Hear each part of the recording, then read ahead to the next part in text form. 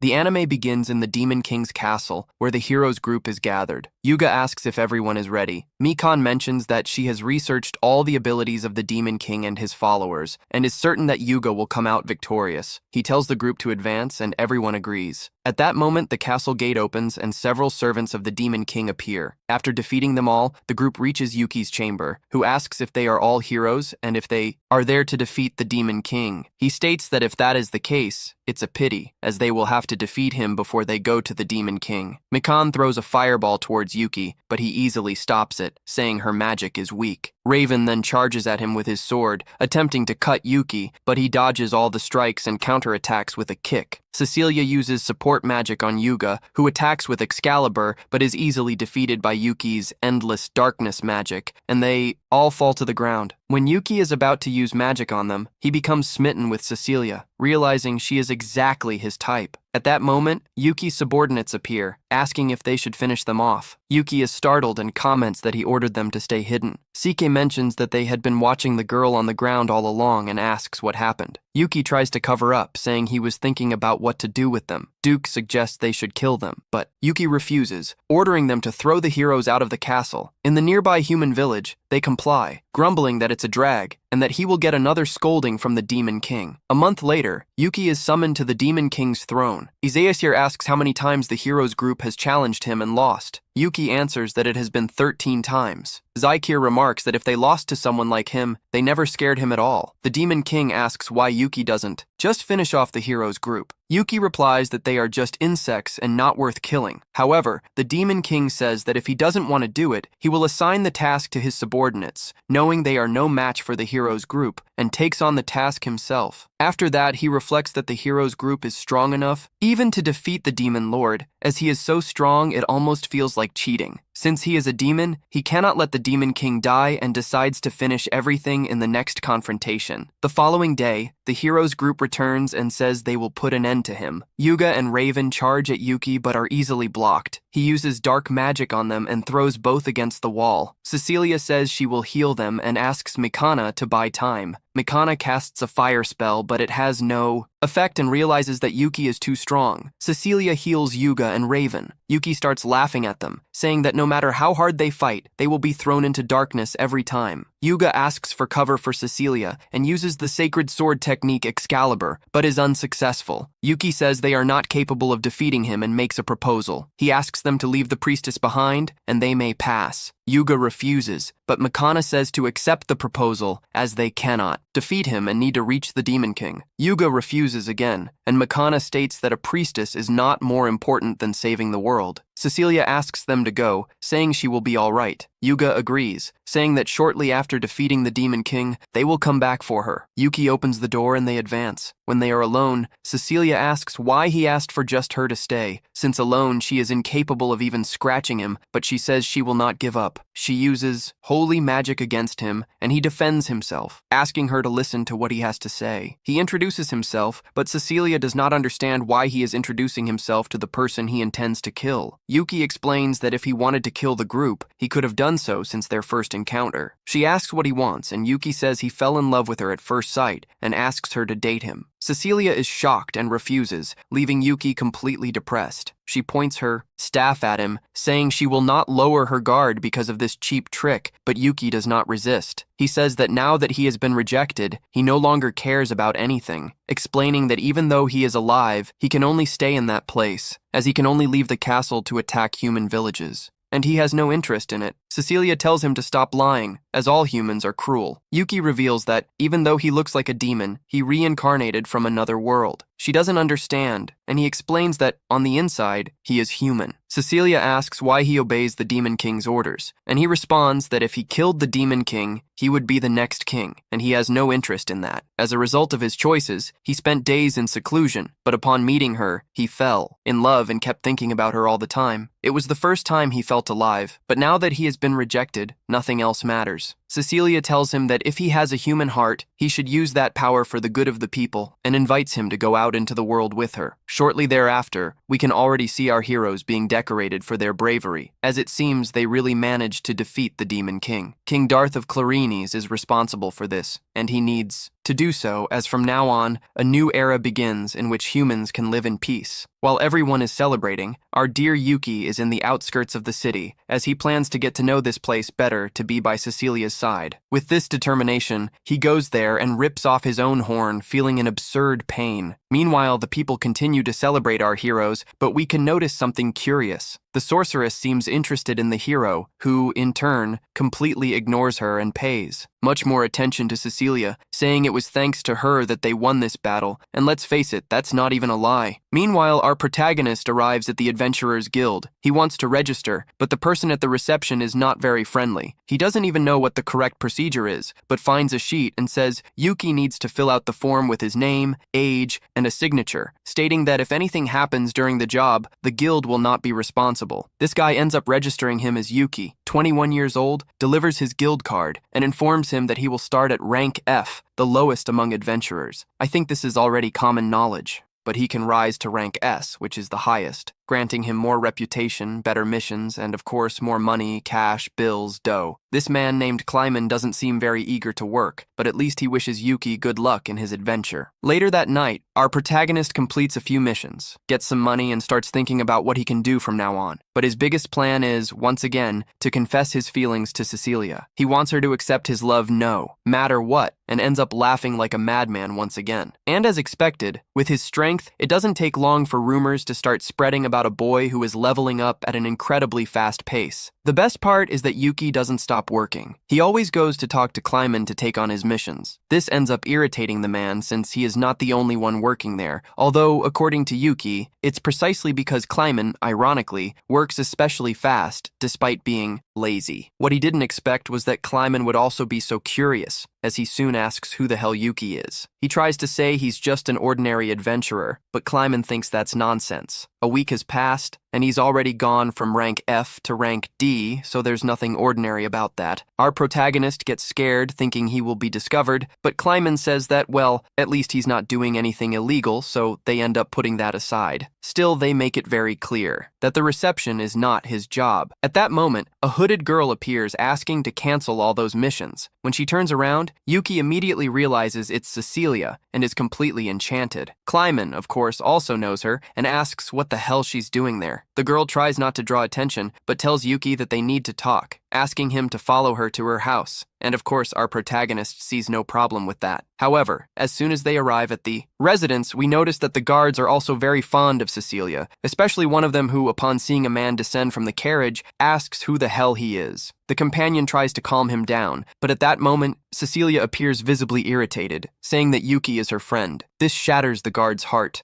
who ends up leaving without being able to do anything about it. The two enter the house and talk more calmly. Cecilia had wanted to talk to him for some time, but hadn't had the opportunity. Our protagonist says it's no problem, as he has been having a lot of fun as an adventurer. And curiously, it's precisely because of this that Cecilia wanted to talk to him, and he has become the man of the moment. People are commenting that a rookie adventurer is absurdly ranking up within the guild, and that's why she sought him out. And it's precisely about the guild that she wants to talk. Suddenly, she asks him to please leave the Adventurers Guild. Obviously, Yuki is surprised and wants to know why. According to her, this happens because, as he knows, the hero has defeated the Demon King. However, that doesn't mean that all threats in the world have disappeared, which makes sense since defeating the Demon King doesn't automatically eliminate all other dangers. He says she is right, but Cecilia explains that those aren't the real problem. Now, the human kingdoms have started fighting among themselves for supremacy. The signs of this have already begun to appear. For example, the hero has been receiving numerous engagement proposals from various different nations, and he thinks this is happening just because he has suddenly become popular. But that's not exactly why she is bringing this up. There are nations that want to have all the military strength and the maximum workforce possible at their disposal, and that's exactly why she came to talk to him. As Yuki is absurdly ranking up, he will definitely end up among the few rank S adventurers of the nation. But when that happens, all eyes will be on him. At some point, revealing his demonic power could be used as a tool, and thus people would want to conquer the world, which, ironically, would turn him into a demon king once again. That's why she asks him not to attract too much attention, which is difficult since our protagonist needs to pay bills and survive. However, Cecilia says that in this case, she could hire him personally. Of course, she doesn't have enough resources to maintain a rank S adventurer, but in return,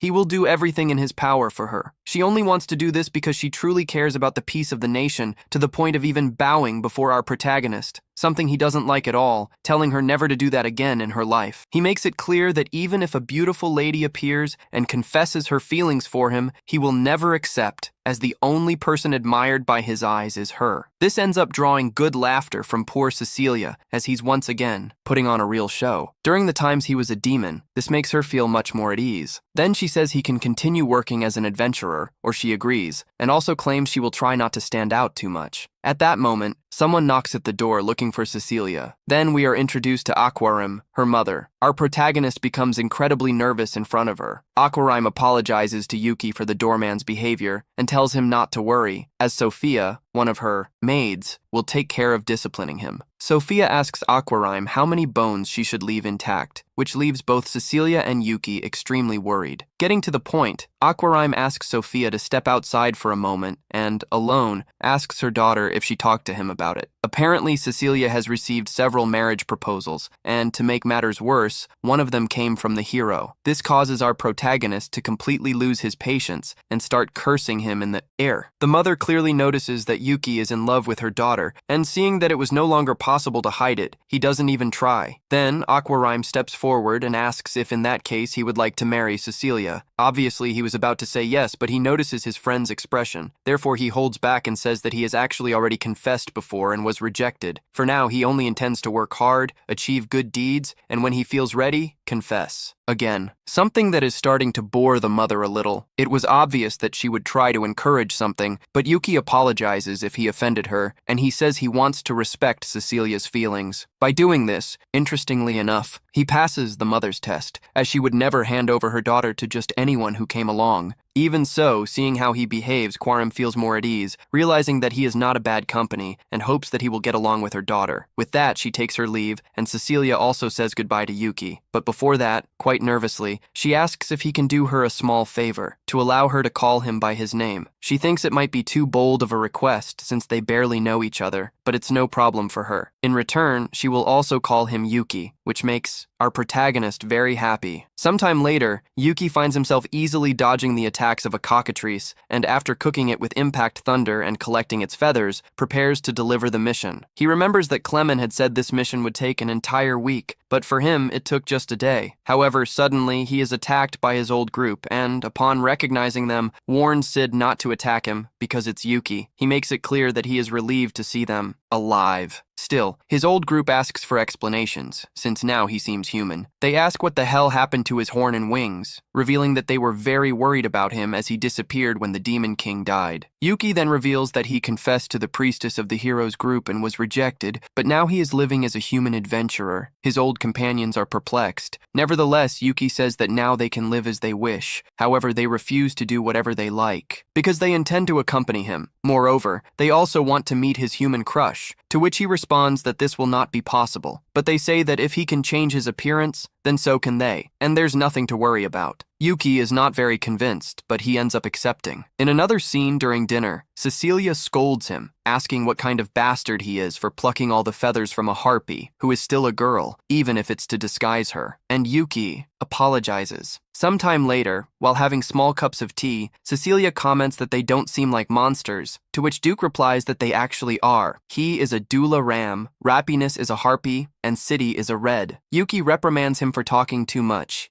The opposite of what a Dula ram would do, Duke responds that all of this is Yuki's fault, revealing that he used to hate him. He remembers that when they were in the Demon King's castle, Yuki was famous for being a hermit, even when his superior Saikyo ordered him to attack humans. What did he say? That he should get out of that damn room. Upon hearing this, Duke found it very inappropriate for a demon to act that way and tried to correct him forcefully, but ended up ripping off his head and shouting all kinds of things, and that's how he ended up as he is now. What matters is that now he respects Yuki more, just like City Happiness. However, at that moment, they realize that neither of them is around, so they quickly leave to find them before they cause any disaster. The first one they encounter is City, who is with Yuki's mother-in-law. She asks if he knows the boy, and he replies that he is his friend, and apologizes if he caused any trouble. The mother-in-law responds that she loves children and that he was running around the garden earlier, so she decided to accompany him, but then she got tired and ended up falling asleep. Cecilia asks her mother if there wasn't a girl with him, and she replies that Sophia took her inside the house. The boys become worried, and on the other side, we see Sophia teaching how to be a maid, praising Rap for having talent. Upon entering the mansion, Sophia introduces the new maid who will start working from that day. And what does she ask? Of her? What the hell is she doing dressed like that? Cecilia explains the situation to Sophia, who apologizes as she thought she was the new maid arriving that day. And what does she ask Rap to do? To change quickly, but she refuses, saying that she now wants to work as a maid. After exchanging a glance with Sophia, she agrees and takes her to the staff quarters. Sometime later, at dusk, already settled in the mansion, the boys bid her farewell and ask her to do an excellent job. At that moment,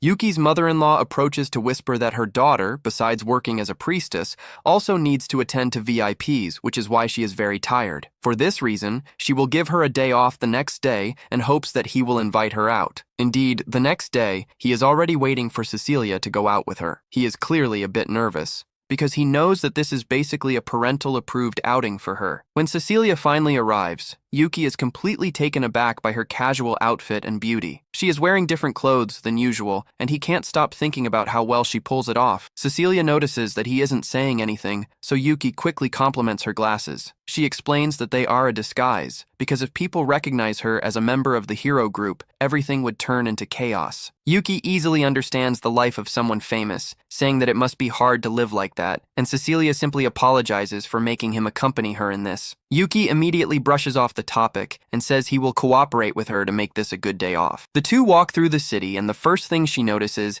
is that there is a new cake at the bakery. Cecilia looks through the window, sees the many lovely cakes on display, and asks Yuki to stop by later to try some. Yuki agrees, and they continue walking through the city, enjoying their time together. Cecilia has fun observing the flowers and some cats, while Yuki firmly thinks that she is the only cute thing his eyes can see. She also decides to try on some clothes in a store, and Yuki doesn't hesitate to compliment her. After that, they continue their stroll, and Cecilia says that, thanks to him, she feels the fatigue of everyday life fading away and sees this as an achievement. Noticing a jewelry store, she invites him to go in and check out some accessories. Cecilia happily agrees, but her voice is instantly recognized by Yuga, who is also in disguise along with Makana. He tries to call her by name without thinking, but Makana immediately stops him, saying that everyone will know who she is if he shouts like that. Yuga apologizes and decides to approach Cecilia to greet her, asking what brought her there. He explains that they took a day off for the first time in a long time to go out and have fun, so he would love for her to join them. Yuki just stands by her side, wondering if that guy is pretending not to see him. Cecilia quickly apologizes and explains that she is with just one friend today. Yuga then immediately recognizes Yuki's presence and leans in to take a closer look at his face, asking if they have met somewhere before, and Yuga, who gets a little nervous, says it must be his imagination. Cecilia immediately agrees, not wanting Yuga to discover who Yuki is. Yuga easily brushes it off and says that she can go with them then. Without giving her a chance to respond, he pulls her into the jewelry store before they can protest. Both Yuki and Makana are left outside, and Makana complains that her first meeting with Yuga in a long time has been ruined like this. She refers to Yuki as a boring civilian, but hopes that things work out between him and the priestess. Once inside the store, Yuki watches Yuga and remembers that Cecilia turned down the hero's marriage proposal, but that he is apparently still interested in her. Still, Yuki refuses to be discouraged just because the other guy is good-looking. He is determined not to give up and enters the store, approaching Cecilia and asking if she has found any accessories she likes. Cecilia is happy to see him again and apologizes for leaving him outside, but Yuki minimizes it, saying he is going to buy her a gift since they are there. This takes her by surprise, so Yuki reassures her and explains that it is to thank her for what happened last time. Cecilia smiles and decides to accept, but Yuga is not pleased with their little interaction and interjects that he will choose something for Makana and for Cecilia as well. Yuki wonders if he is trying to compete with him, but doesn't see him as a threat and ends up fixing his gaze on a beautiful necklace with a blue gem. He picks up the necklace and tells Cecilia it would look great on her. She likes it a lot, feeling a bit nervous. Cecilia says it's wonderful, but at that exact moment, Yuga appears with a huge hair ornament he has chosen for her. Makana is not impressed at all, but Yuga is completely confident and proudly tells Cecilia that it is the most expensive item in the store. Yuki is not impressed either, as the most expensive is not always the best, especially in this case. Ignoring all common sense, Yuga carelessly takes off Cecilia's hat to put the accessory in her hair. With that, by removing her disguise, the people in the store immediately recognize her, as well as Yuga and Makana.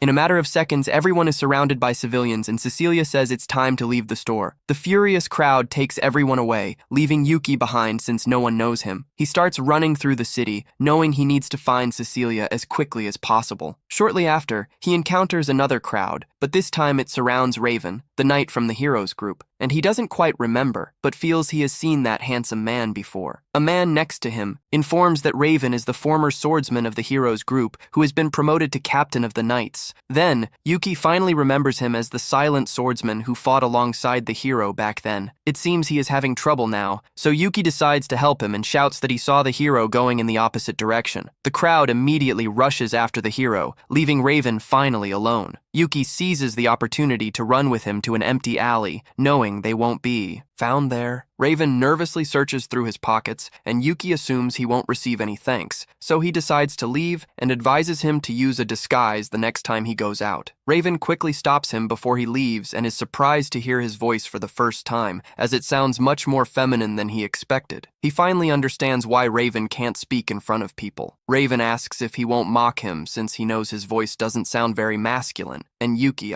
smiles and says everyone has a part of themselves they don't want others to point out, like him being a demon. Raven comments that Yuki is a rare kind because most people laugh when they hear his voice. Yuki assures him he won't laugh and tries to leave once again. However, Raven stops him for the second time and nervously asks if he would like to be his friend. This clearly surprises Yuki, so Raven rushes to explain that the only people who haven't laughed at his voice were his mother and his cousin. Yuki smiles and gladly accepts. Then, Yuki begins to search for Cecilia throughout the city, as he doesn't want their first meeting to end that way. Cecilia is also looking for him, but finds a little boy crying alone and decides to help him, using her healing magic on his scraped knee. Even so, the boy keeps crying loudly because his mother isn't around at that moment, and who appears with his exaggerated dramatics, tells the boy that he will look everywhere until he finds his mother. The boy finally stops crying, not knowing how to react, but Cecilia immediately scolds Yuki. Both Yuki and Cecilia feel relieved that the boy is no longer crying, and then start searching for his mother around the town. Meanwhile, Yuga continues looking for Cecilia and drags Makana everywhere. Makana tries to convince him to go home, saying that it's going to turn into chaos and that they'll be surrounded again. She claims that the priestess has probably already returned home, but Yuga gets annoyed with her insistence and says that, unlike her, he actually cares about Cecilia. He quickly lets go of Makana's hand and runs off, determined to find her. Makana just wonders what is happening. After all, she is still there with him. A little later, Yuga finally finds Cecilia and Yuki, who manage to locate the boy's mother. However, when he turns to tell Makana that he found them, she has already gone. She has finally learned to value herself. The next day, Celia informs Yuki that Cecilia has fallen ill and explains that, besides the fatigue she deals with daily, the commotion from the previous day pushed her beyond her limits. Yuki feels guilty immediately, but Celia reassures him and says that Cecilia just has a mild cold and that it's not his fault at all. On the other hand, after Yuga had been dragged out amidst all that chaos, he insisted on taking care of Cecilia, and she doesn't even know how he found out about that. Celia smiles and says that Cecilia told her everything Yuki did for her, so he can go visit her if he wants. Sophia guides him through the mansion to Cecilia's room, and from her reaction, it is clear that she wasn't expecting any visitors. Cecilia becomes extremely nervous and asks them to wait, but Sophia calms her down and says she has already stored her stuffed animal. This makes Cecilia even more embarrassed, as it was a state secret. Sophia ignores it and asks Yuki to come in, and what's entering for the first time into Cecilia's room and sitting on the stool by the bed apologizes for what happened, but she says it wasn't his fault anyway. And what's insisting and explaining that he knew she was exhausted, so he was wrong to drag her around like that. Cecilia smiles and decides to play along, saying that then the blame really was his, and since her day off was ruined because of that, she wants him to go out with her on her next day off to make up for it. And what? Obviously not expecting this, soon gets excited, as that is clearly a promise of another date. His dramatic side shows up again when he says he won't disappoint her again. However, as soon as she starts coughing, Sophia doesn't hesitate to kick him out. As Yuki walks away from the mansion, he suddenly finds Raven, who nervously asks him for advice, as there's someone he likes. There's a girl who didn't make fun of his voice, and even praised it, saying she envied him. Yuki immediately understands why he fell for her and decides to boost his confidence, reminding him of who he is and how handsome he is, assuring him that if that girl praised his voice, then he has nothing to worry about and should definitely make the first move. Luckily, it seems to have worked. Raven drops the disguise and thanks him for the advice, saying it helped him find his courage and that he's going to confess his feelings to the girl. Then, after Raven starts walking straight, what's running through his mind is why he's heading towards the mansion, realizing at that moment that he was probably talking about Cecilia. Yuki becomes desperate for having encouraged a rival, but thinks that she wouldn't accept that proposal easily. However, he remembers that they were part of the hero group and starts imagining Raven protecting Cecilia. A second later, Raven returns looking like a zombie. Yuki asks how it went, to which Raven replies that he'd rather be dead, continuing to walk like a zombie. Later, Yuki goes back to Cecilia's house under the pretense of being worried about her. Sophia comments that he just left, and what's observing that the situation seems completely suspicious. Sophia immediately refuses his visit,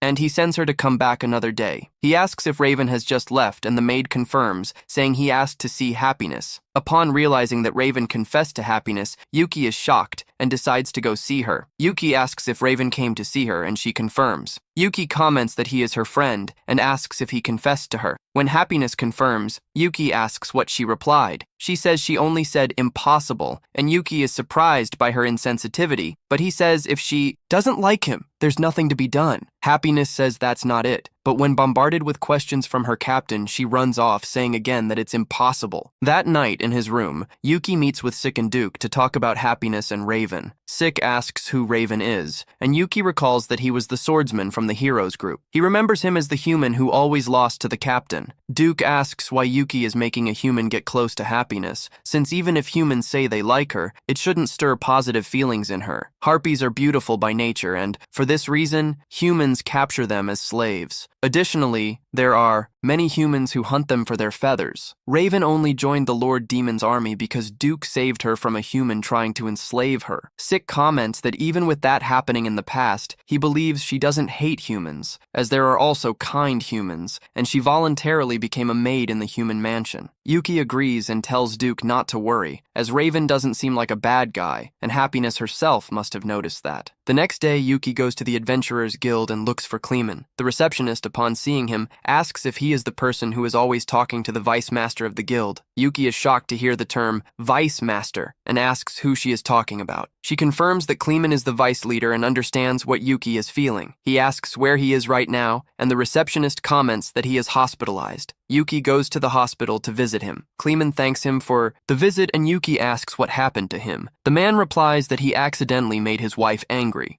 and that was the result. He explains that their wedding anniversary was recently, and for that reason, he went to choose a gift, but he couldn't think of anything good. He stayed all day in the store until he was kicked out, ended up buying nothing, and even got delayed for dinner. When he got home, his wife thought he had forgotten the date, and that was the result. Yuki, surprised, asks how strong his wife is. Kleeman says she is a former adventurer, rank A, just like him, and that they were a duo in the past. By only taking high-ranked missions, they earned the nickname the Invincible Couple, which he finds apathetic and thinks is not an enviable nickname at all. He offers to use healing magic on him, but Kleeman quickly declines, saying that this is an opportunity for his wife to take good care of him, which confirms that he's really crazy. At that moment, his wife arrives, commenting that she brought a new change of clothes. She greets Yuki, and he is shocked to realize that Sophia is Kleeman's wife. The vice leader says he was waiting for her and calls her sweetie, but ends up getting hit on the head for not being allowed to call her that. She thanks Yuki for visiting her husband, and he asks how Cecilia is doing. Sophia comments that her fever has gone down, and overall, she is feeling better. Taking advantage of the conversation, Yuki asks if he can visit her, but Sophia says Cecilia will be out all day for work, although she thinks that the young lady should stay home resting for a few days. Yuki thinks she is quite busy and asks Sophia if the girls really care about gifts. Realizing her husband mentioned what happened to him, Sophia gets nervous. Yuki tries to disguise it, saying it was another similar case, and remembers Cecilia's face when he offered her the necklace. He comments that he wants to please Cecilia. Sophia says that if it's something made with sincerity, she will definitely like it. Yuki thanks her for the advice and says goodbye. While walking down the street, he starts imagining what their life would be like if he were married to Cecilia. As he arrives at the knight's dormitory, coming out of his daydream, he enters and looks for Raven, who is thrown on the bed, lifeless, and calling out for him.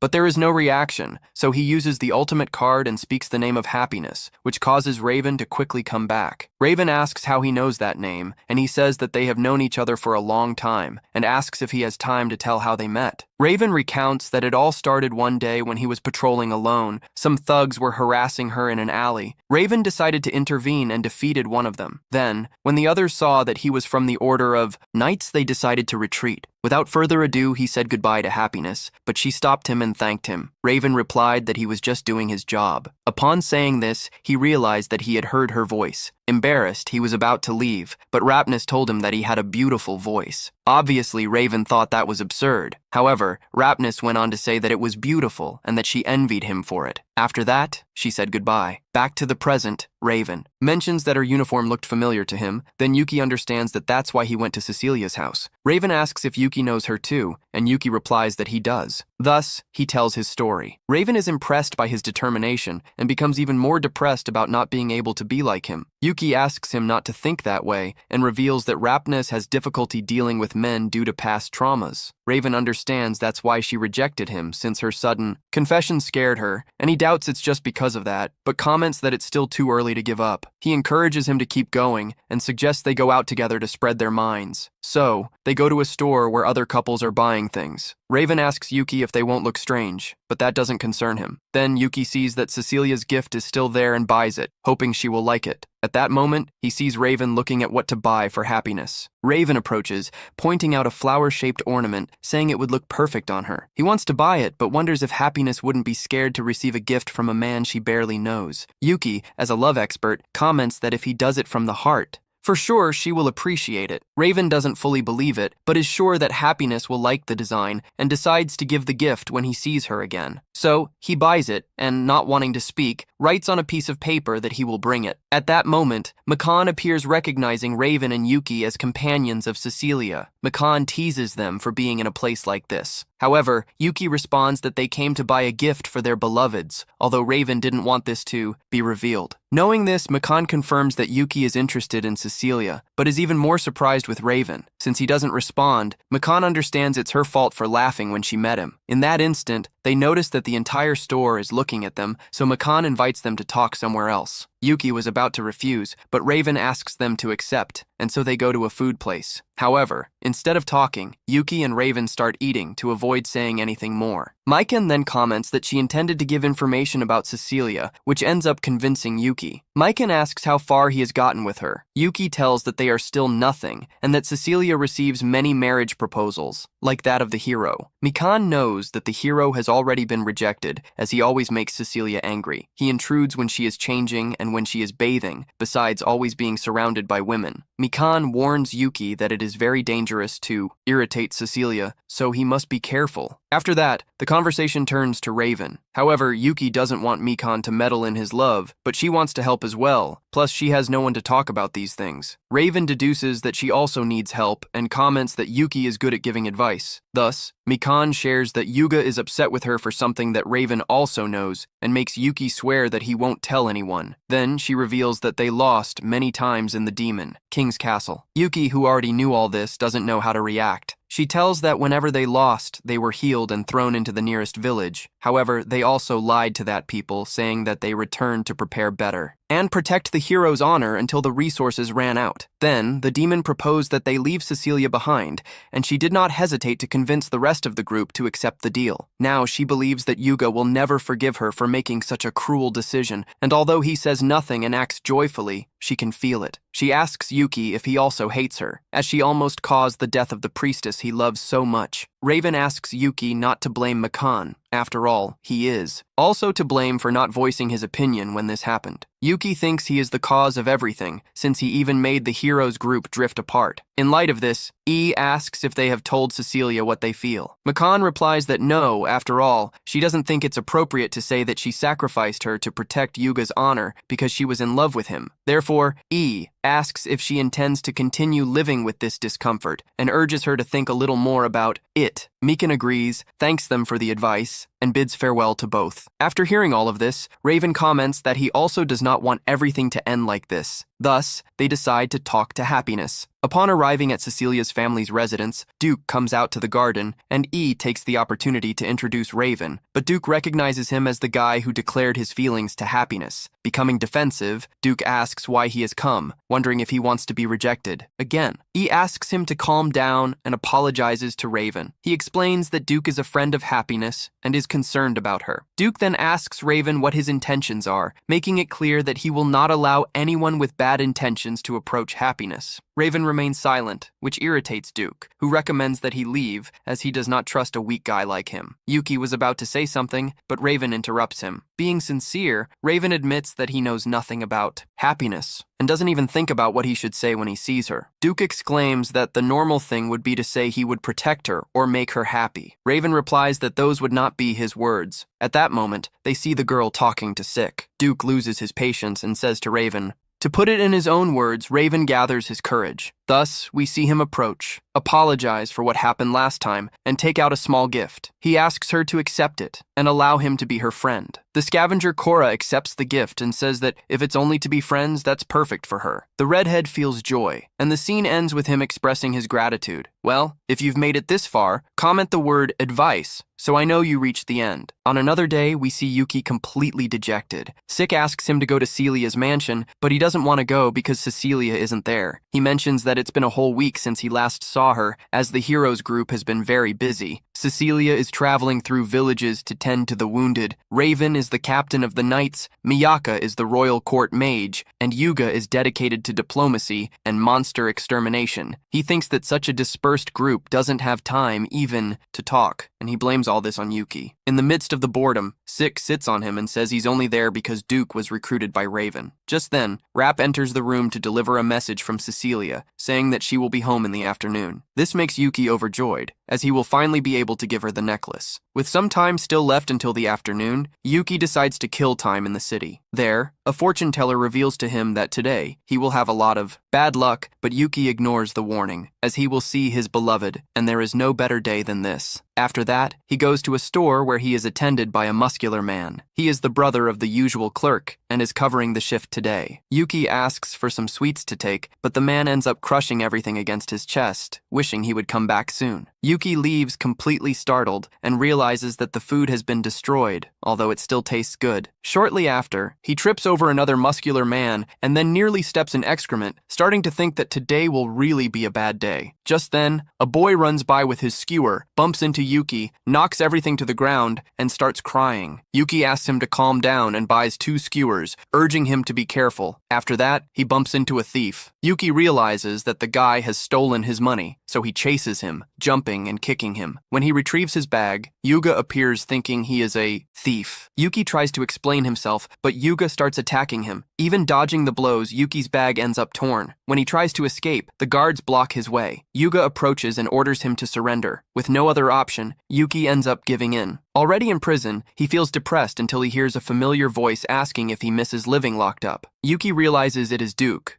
He says that Raven is already investigating the case, so he asks for patience. This makes Yuki feel relieved, now that Duke is under Raven's command. Yuki should call him captain, but for Duke, Yuki is his only captain at this moment. Another guard arrives. She is Irene, an elf. She informs Duke that he needs to return to training, as the sub-captain is furious that he left. Duke tells her to forget that and to hand him the key, since, as Captain Raven stated, Yuki did nothing wrong. Irene hands over the keys and mentions that the hero wants to apologize to him, leaving Yuki curious about what he intends to do. Thus, we see Yuki gathered with Raven and Yuga. The latter, with his usual demeanor, offers a feast as a way of apology. After they eat, Yuga hands Yuki some pages filled with apology phrases that Raven forced him to write. Then, Yuga asks if he is the boy who was with Cecilia the other day, and Yuki confirms. Then Yuga asks what his relationship with her is. The protagonist replies that they are just friends, which relieves Yuga, who then asks for advice on how to get along better with her. Yuki is indignant after all. They are rivals in love. Concealing his discomfort, he says he can't help, as he doesn't know her that well, and suggests asking someone else. Then Raven proposes Mikana. Yuga says he finds that unlikely, as she hates Cecilia. This surprises Yuki, who asks if that is what she said. Yuga replies that no, but he's sure, as she tried to abandon Cecilia in one of their battles, although fortunately nothing happened. Even so, he thinks that's very cruel. Yuki's face grows serious upon hearing this. He asks if Yuga is serious. As far as he remembers, Mikana wasn't the one who abandoned Cecilia. Yuga shouts that he doesn't know anything,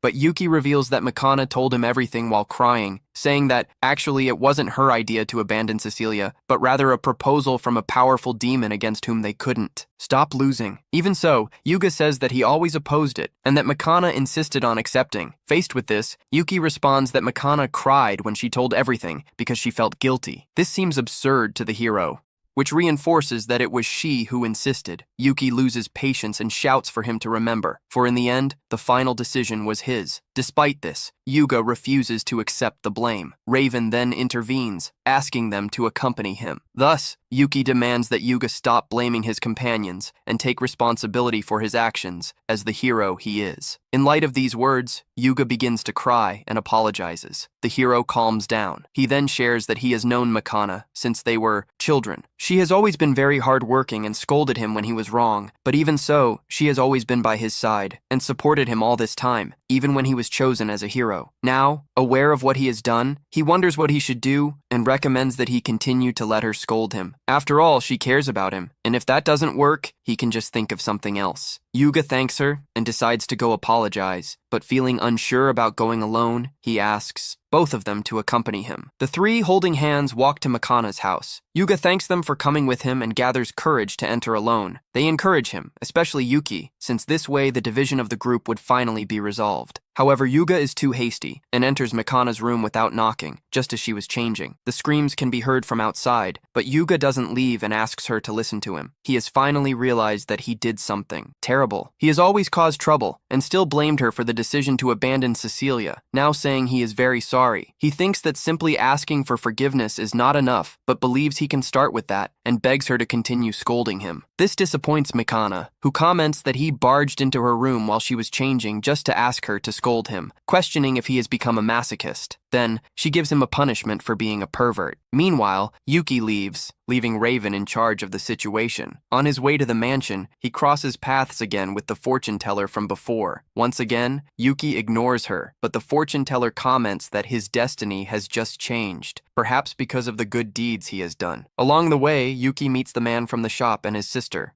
He had come to apologize for the smashed sweets and handed her other ones as an apology, but Yuki thanked him and continued walking until he was surrounded by three men dressed in black. At that moment, a butler greeted him, apologizing for the trouble caused by the young man. Master Yuki recognized him as the boy with the skewers. The butler explained that he had escaped and handed him a gift as an apology. After that, we see Yuki arriving at the mansion and apologizing for being late. Upon entering, he saw Cecilia. She commented that it felt like an entire month had passed, and before they even sat down, Yuki handed her the gifts he received, sweets and skewers. Since they were there, Cecilia asked if he would like her to prepare tea, and Yuki questioned if that wasn't the maid's job, but she replied that Sophia had taught her how to make it, adding that she was also a good cook, which made Yuki fall even more in love with her. After they ate, Yuki shared that Rap and Raven had become friends and also commented that he had met Mikan and Yuga, wishing that everything would work out for them. Cecilia was about to ask something when they heard Yuga's screams. He entered the room without warning and stated that he had already recognized his mistake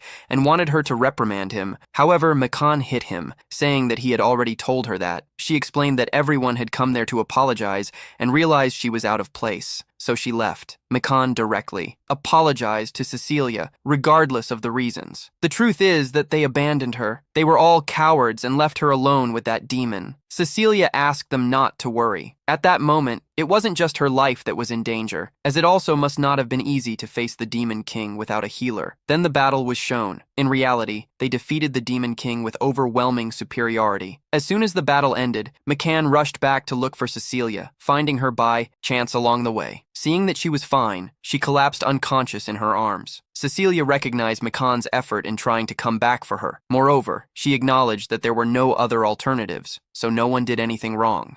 The two hold hands. McCann thanks, and the others apologize too, although Raven does it in her own way. Seeing that everyone has reconciled, she feels happy. In the afternoon, we see our couple taking a walk. Cecilia thanks him for advising her friends and allowing this misunderstanding to be cleared up. He replies that he did it because things seemed strange between them due to his fault. Once again, Cecilia thanks him, saying that she now feels happy, and not only that, as she also gets along well with her family and friends, besides having adapted to that world. Taking advantage of the moment, he gives her a gift. Cecilia opens it and discovers that it is a necklace. The protagonist comments that it is the same one they saw on the day they went out together. He asks her to accept it, and Cecilia agrees, promising to take good care of it. This leaves Yuki emotional, who thanks her while crying. Cecilia feels a bit confused, but can't help but think about how her world has become more lively since she met Yuki. In a scene change, we see a village being raided by bandits. Their leader raises his sword against the village chief and demands valuables. The chief agrees to hand everything over, but pleads for no one to be harmed. The bandit merely laughs, and as he is about to end the chief's life, he is slain from behind by a young swordsman. The bandit's companions become enraged and attack the mysterious young man. However, he takes them all down with just 3 simple cuts, saying in the end that he is very bored. Now we are with Yuki and Siki, who accompany Cecilia on a mission entrusted to her. Siki celebrates a lot as he was dying to travel in a carriage like that, while Yuki asks her not to make so much noise since they are there to help. Siki retorts, saying that she didn't want to be alone, and seeing the two of them arguing ends up getting some laughs from Cecilia and what. However, he remains irritated since his plan was to be alone with her, and her friend basically ended up ruining everything. At that moment, Cecilia apologizes and says that she really appreciates the fact that they accompany her in this task, but suddenly she covers her mouth and makes a face, explaining that she feels sick from the movement of the carriage. Pixies, something that Cecilia thanks before taking a sip, then comments that she is already feeling better. They argue again because of this comment, but Cecilia just laughs and says that she feels comforted by being able to travel with them later. They finally arrive at the village that was attacked, where they observe the damage caused by the bandits. The mayor approaches to greet them and admits who never imagined that Miss Cecilia would honor them with her presence. She in turn explains that her companions are friends who came to help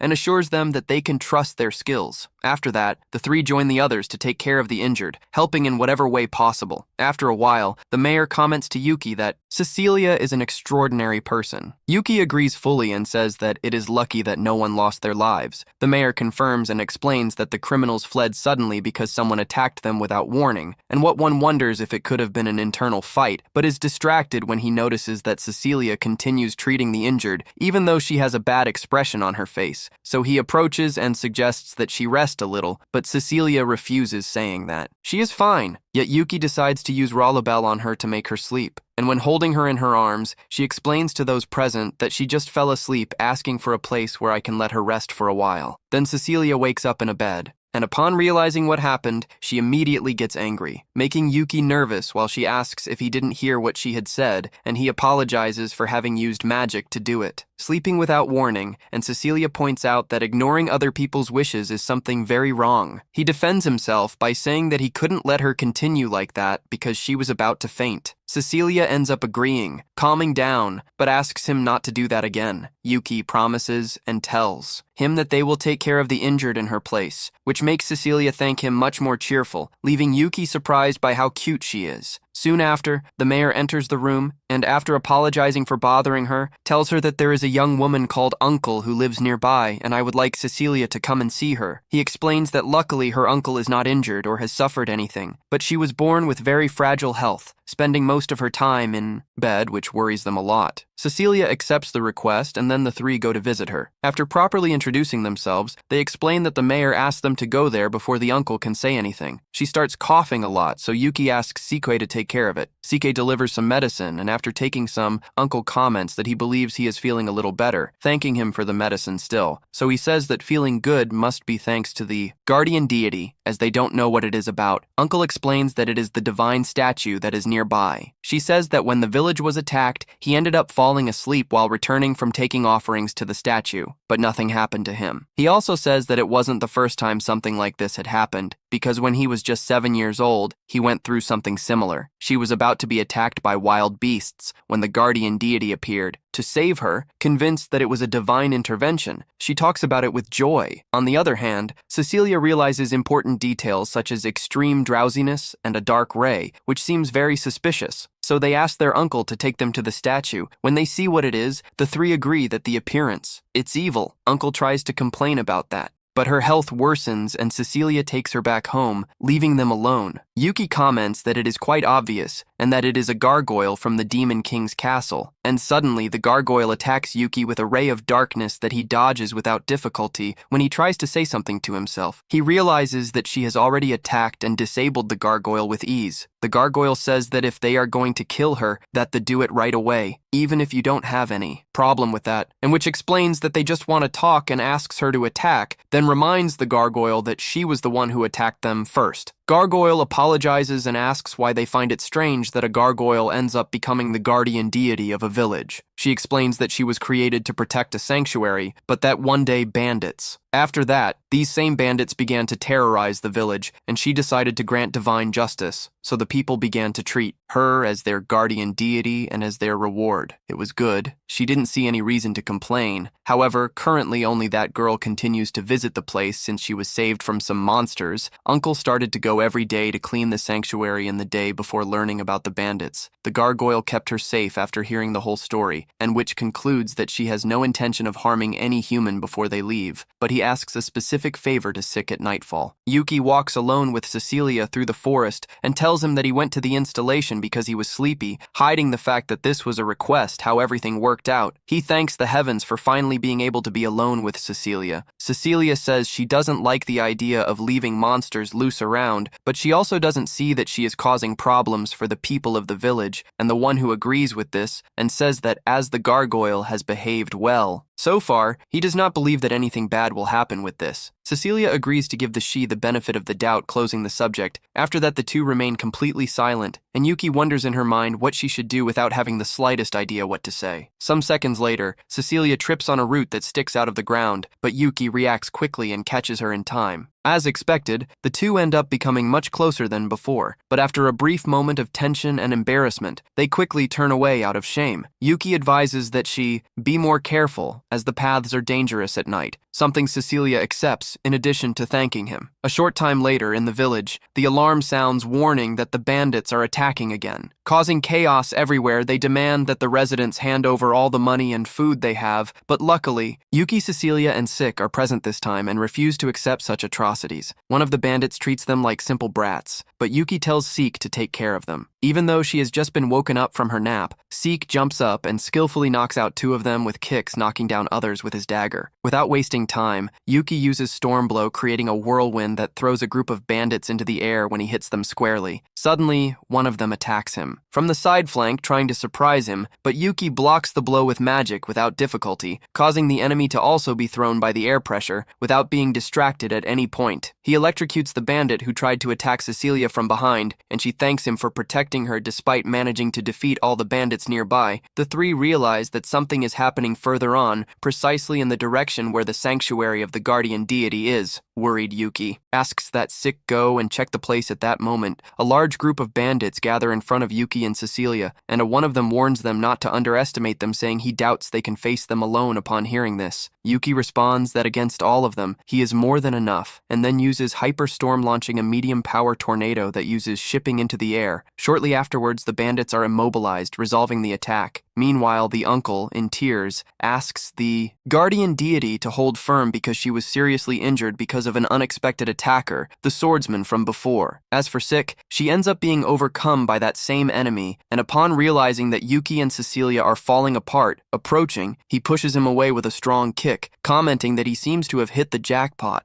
Very irritated, Yuki asks who he is. Cecilia replies that he is S.E. Miller, the hero of the Empire Garys, something that surprises him since he didn't know that there were others, besides Yuga Sick. Toarito murmurs that his duel isn't over yet, but Cecilia tries to calm her down so that she doesn't try anymore and asks what happened. Sick explains that Miller attacked the gargoyle that protected her uncle by the back, and that she just wanted to protect them. When she heard this, Miller says it's ridiculous to defend a gargoyle and goes to her to finish the job, when Yuki asks him to stop. Miller asks what he wants to say that monsters must be killed. Yuki just asks him to leave her alone, explaining that that gargoyle wanted to protect his uncle, but this makes Miller declare that he is going to cut that brat in half when he is about to attack Yuki, launches a lightning attack, but it disappears when it collides with Miller's sword. Cecilia quickly warns him that this won't work, as he has the advantage, and that Yuki must retreat, as Miller imposes the artificial magical sword Magicka that allows him to absorb magic. Miller confirms this with confidence and launches a ranged attack against the gargoyle, cutting one of his arms. Before he advances again, Cecilia asks him to stop, saying that hurting a citizen with clarines is an act of war. Upon hearing this, Miller responds that that would be very emotional, starting to lick the edge of the sword and revealing how disturbed he is. He also comments that killing in times of peace is no fun, but that in a war he could kill at will, realizing his vision distorted life. Cecilia says that he has no honor as a hero, something that doesn't affect him at all, yet Yuki casts a minor spell, warning him that he is still just warming up. In this moment, he prepares a powerful tornado to throw it at Miller, but when the sword completely dispels the attack, Miller appears extremely confident and even begins to mock without giving. Much away, Yuki's attention switches to ranged attacks and remains focused on firing different types of magic. Upon seeing this, the gargoyle comments that he doesn't like the situation at all because Yuki will end up defeated when you run out of mana, something that also makes Cecilia worried.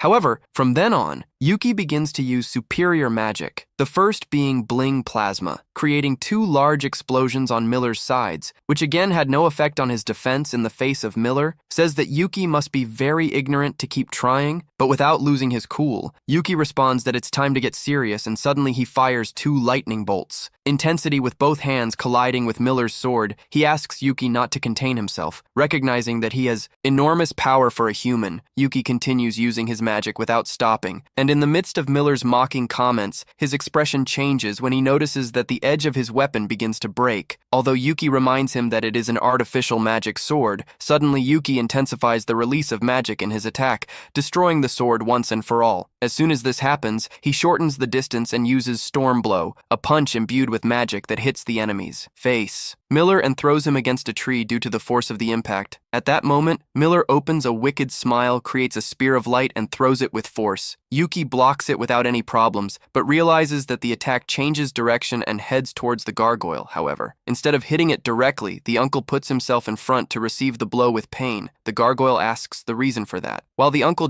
she is relieved that she is safe, Cecilia quickly runs to her to provide first aid, while Miller insults the fact that someone sacrificed themselves to a monster. Before Yuki could react, Miller prepares a bow and launches a special attack into the air that is divided into several magical rays aimed at everyone around, and which protects everyone with a barrier, but ends up allowing them to. Miller escapes when he realizes that everything ended badly, and he mentally curses himself, thinking he is an idiot for having let so much mana go to his head. Anger consumes him to the point that he suffers a sudden transformation, losing control of his own power. Miller walks calmly and heals his injuries with a magical item he had kept. It is then that he notices a demon approaching something that you consider perfect since you are in a bad mood. When he prepares to attack him, and what disappears from his front and appears behind him, crushing him violently against the ground. Feeling the overwhelming force, Miller asks what the hell he is, but Yuki. It just reminds him that he ripped off the arm and wings of his gargoyle subordinate, and that he will pay with his life for his atrocities upon hearing. This Miller assumes that Yuki is the gargoyle's master. Next, Yuki holds the erg by the neck and simply releases it, delivering a powerful kick that launches it away, devastating everything in its path through the forest. Even after receiving such a violent blow, Miller manages to get up injured and wonders how there are still such powerful demons since the Demon King was defeated. Miller turns to attack him with the weapon, but Yuki holds his arm with ease, forcing him to release the short sword with him immobilized. Yuki uses his other free hand to concentrate magic on the fist, and instead of punching him, he just presses the fist against Miller's stomach. Miller falls to his knees because that release of magic is more than enough to weaken him, and what silences him by squeezing his neck and cutting off his breathing. But then Miller says that he needs to understand him, because killing amuses him that they are the same. These words provoke a reaction in Yuki, but he remembers Cecilia's worried look when she sees him in that shape. Thanks to that thirst, Yuki's killer calms down a little, and he tells Miller that he is not worthy of dying by his hands, and that if he is lucky, he will be able to return to his country. Miller asks if he is serious, and states that he will never forget this humiliation without paying attention to him. Yuki simply throws him into the lake below, and then Yuki approaches on foot, having already returned to normal, and asks where the others Cecilia are. He responds that everyone is safe and sound, which he considers to be a good thing, but suddenly his head starts to bleed, leaving Cecilia alarmed, and he asks her not to worry, explaining that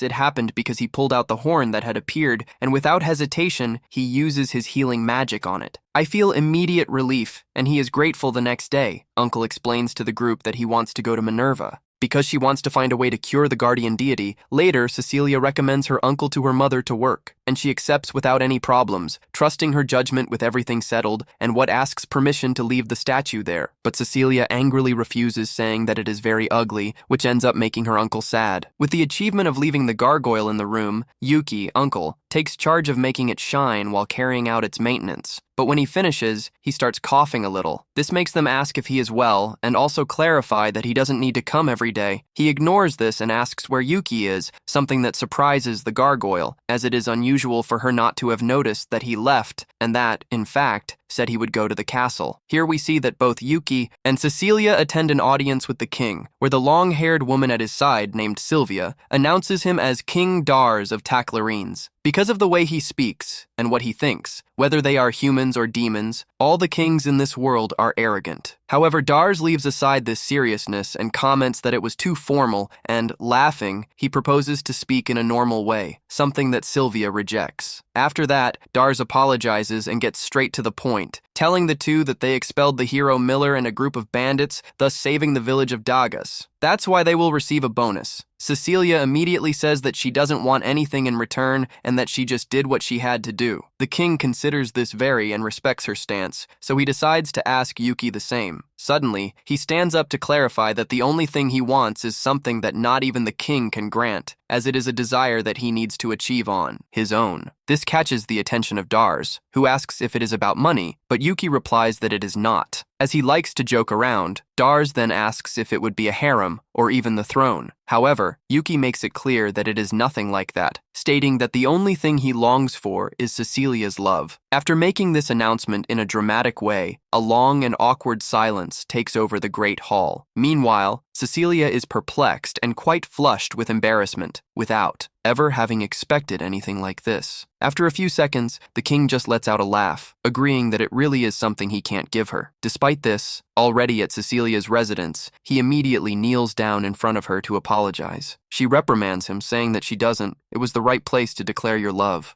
and accuses him of not having any common sense or brains. Celia takes her side, saying that he is totally guilty and that he needs to think about what he did. It is then that she informs him that, from today onwards, he is banned from seeing Cecilia for a month. Upon hearing this, he is completely shocked. The impact is so great that his body shakes and he faints on the floor. Seeing this reaction, Cecilia comments to her mother, which, it seems, he has regretted more than enough, and asks if this is really necessary. This catches the attention of Celia, who asks if by any chance she will miss him. The way how she raises this doubt makes Cecilia nervous, not knowing how to respond, and based on her reaction, Celia agrees to reduce the punishment to half a month. Having said that, she signals to Japines to grab Yuki and forcefully expel him from the room. As he is dragged, he screams Cecilia's name in pain. In the hallway, Happiness stops in front of a window and asks him to take a look. What he realizes is that C is down in the garden, which answers her question about why he hadn't come back yet. She comments that he's been sad for a long time and that she supposes it's because of Miller, since he hasn't been able to protect Chell and the gargoyle. On the other hand, Tio clings to the gargoyle, adoring her, even though she tries to ask him not to be so clingy. Soon after, Happiness arrives and throws Yuki to the ground, greets the two, calling the gargoyle Tio finds. This strange, and Yuki explains that the name is because it is a gargoyle and that they need to call it something. Upon understanding, Tio thinks it is a name very beautiful, although he makes it clear that for her, he will always be her guardian deity. Suddenly, she starts coughing again. Then Gar asks her to go back to Javen, who stays by their side to accompany her. Before leaving, Gar advises her not to try too hard, but Tio, with a smile, says that all her strength comes from him. When they are alone, Yuki complains about having let herself get carried away, since this prohibited him from seeing Cecilia. But understanding his situation, Gar suggests that he will have to do everything possible to make up for it later. Yuki visits the guild and explains his situation to Kleeman,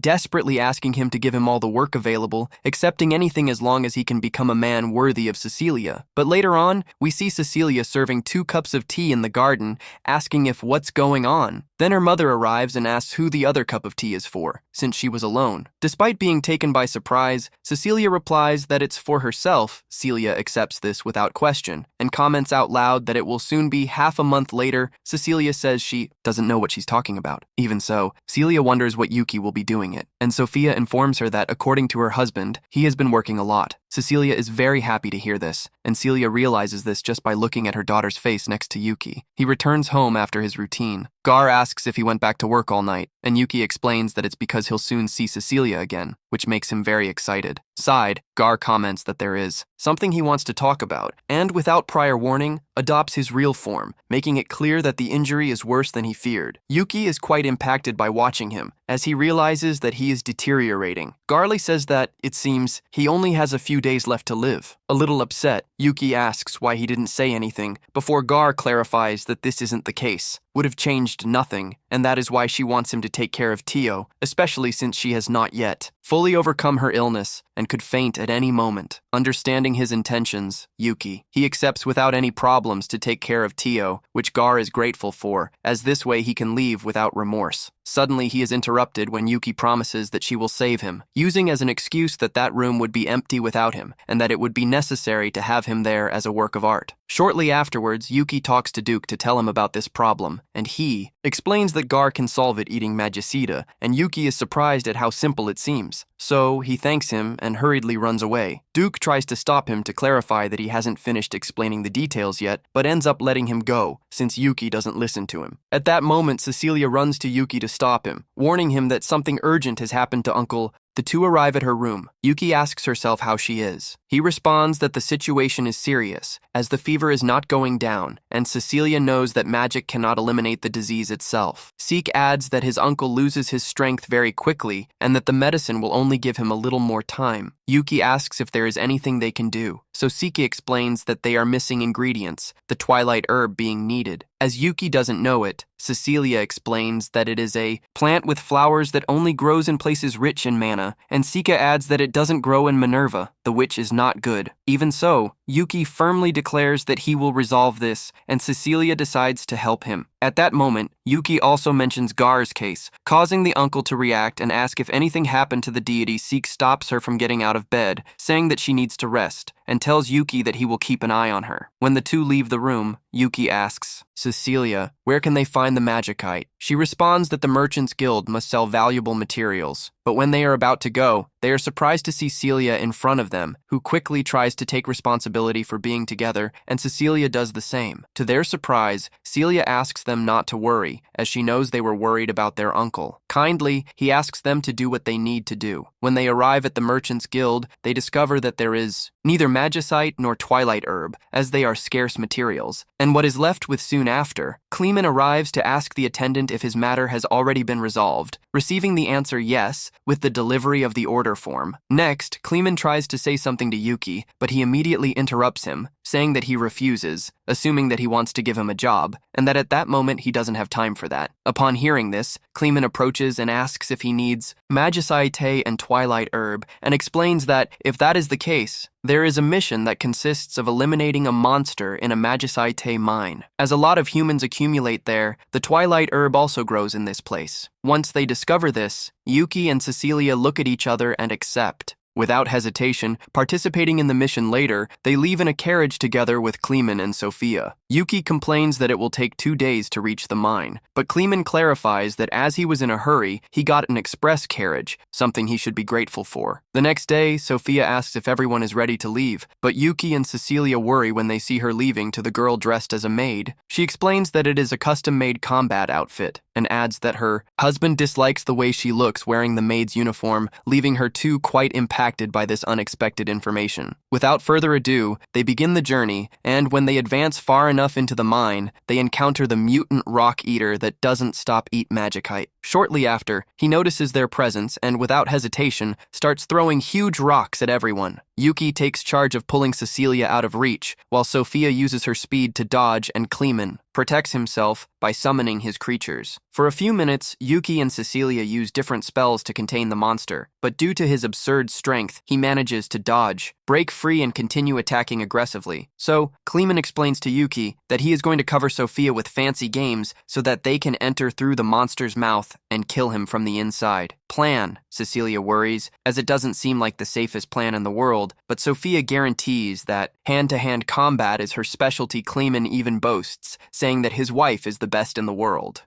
To be able to help them with this, he immobilizes the lower part of the monster by surrounding it with a large accumulation of water that turns into ice moments later. Then Cecilia launches, once again uses his chain magic to bind the upper part, making the monster let out a scream of fury. With his mouth open, Kleeman takes advantage of the opportunity and wraps Sophia with a large amount of chic games. Without hesitation, she approaches the monster's mouth and enters it. After that, the rock devourer begins to struggle desperately, while Yuki makes a huge effort to freeze your legs even more. However, as a method of defense, the monster sheds several parts of its own skin, and as soon as they fall to the ground, they transform into smaller versions of itself, which start attacking them. Cecilia warns Kleeman about this, but he asks her to hold on just 1 more minute, maintaining full concentration on her magic. The rock eater manages to free herself from the chains, but Cecilia quickly launches them again to keep him trapped at all times. As for the small golems, Yuki tries to destroy them with a magical attack, but realizes that they take no damage. Without wasting time, he changes his tactic and starts hitting them directly with his fists. Being too difficult to contain, the rock devourer overcomes Cecilia's chains and breaks them violently, causing a fragment to fly and hits her. This leaves her vulnerable, and the monster approaches to attack her. However, suddenly, he stops, suffering an internal reaction that makes him fall to the ground. At that moment, Sophia comes out of his mouth and Kleeman runs to her to hug her, immediately asking if she was hurt. She replies no when she sees them like that, and comments that they are very close to each other. Cecilia agrees. Soon after, Sophia tells her husband that he can now release her, and as he walks away, he reminds everyone that they still need to look for the twilight herb. Upon hearing this, Yuki and Cecilia remember their objective and hurriedly move along the path. Cave, arriving at a beautiful area where sunlight enters. After searching a little, Cecilia points out the place where the twilight herb grows, thus concluding the mission and collecting resources. After leaving the mine, Kleeman says they need to return to Minerva quickly, but Kleeman reminds him that it is dangerous to travel at night, so they will leave at dawn. Already in their beds, Yuki hopes that they will stay longer. Too late to sneak out, but ends up being surprised by Cecilia in the hallway. Instead of reprimanding him, she asks for silence and approaches to give him the twilight herb, explaining that as Sophia is sleeping, he can fly to Minerva. And, already outside the facility, he says goodbye and leaves quickly, partially assuming his demonic form to use his wings. After the trip, he comes directly through the bedroom window. And he approaches Gar, as he does not react, and he despairs, thinking he has arrived too late, refusing to accept this. He begins to shake him in despair, calling him a useless statue and saying that he cannot die after deceiving an innocent child. Suddenly, a strong flash of light comes out of Gar's eyes, showing that he is still alive. The first thing he asks is what happened to Uncle, and who responds that she will be fine. Yes, that he is taking care of her. Gar feels relieved to hear. This without wasting time, Yuki says that he also needs to hurry in eating magicite, but Gar responds that with the wounds he has, a little magicite won't be enough. Ignoring this, Yuki forcibly shoves the magicite into his mouth, saying that they still need it try, as it is not an option to sadden poor Uncle, who is fighting the disease just because she believes in him. While trying to force him to eat, he is surprised to see something that looks like a claw between the stones at the same time. Gar is shocked by the words he just heard and remembers what Tio had said before, that all his strength came from him. Thus he understands something important. Suddenly, the claw between the magicite begins to glow, and soon after Gar's entire body does the same. He screams in pain, saying that his entire body is burning. When the process ends, Gar realizes that his body has completely recovered and wonders if this is what they call a miracle. The next morning, we see Yuki sleeping in the carriage on the way to Minerva, using Cecilia's lap as a pillow Clemen, and Sophia asks him what happened, since he looks exhausted. Cecilia explains that he tried hard and that this is his reward.